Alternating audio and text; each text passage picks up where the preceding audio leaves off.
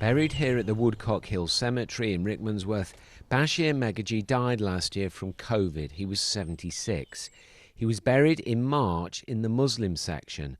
Just 11 days later, his grave was opened up and a stranger was buried on top.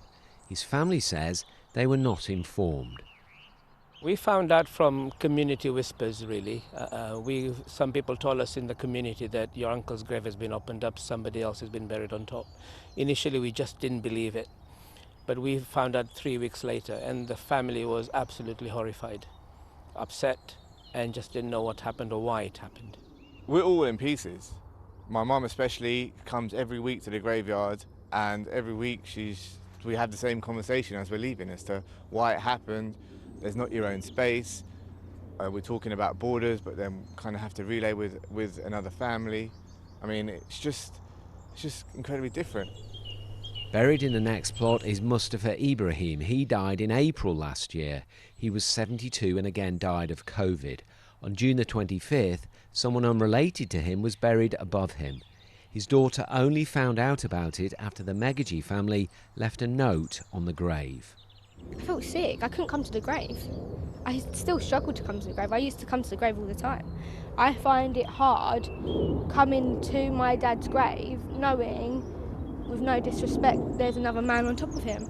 This is the Muslim area of this cemetery, and it's looked after and leased by BW Foundation, and they lease it from the local council, Three Rivers District Council.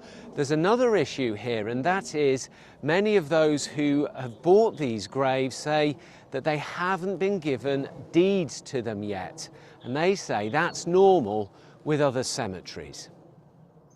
Odette Hamed is unhappy her brother's grave has to have a certain headstone and says she isn't being listened to. We've not been given equal rights as those who are buried in the Christian section. We are not issued with the exclusive right of burial deed, and we are not allowed to have a grave of the style we want as the Christian section. The BW Foundation started a two-tier burial policy with agreement from the council to deal with an expected rise in burials during the pandemic. The family of Bashir Megaji went to the High Court to get the body above him exhumed, but the judge ruled against them and said the foundation behaved properly and with sensitivity throughout. He also said the family had signed documents consenting to a two-tier burial. In a statement, the foundation said, on the day before, the family received a telephone call to explain the new burial policy. They were emailed documents to ensure their understanding and acceptance, which they returned as agreed, and they returned a signed and witnessed hard copy acceptance of the policy before the burial. On that basis, and in good faith, BW Foundation arranged the burial with Three Rivers District Council. Despite the ruling, the families say they didn't know what they were signing. We need them to admit that they were wrong. We need them to come to the table and talk to us and try and work together to kind of get to a resolution where all four families are happy with.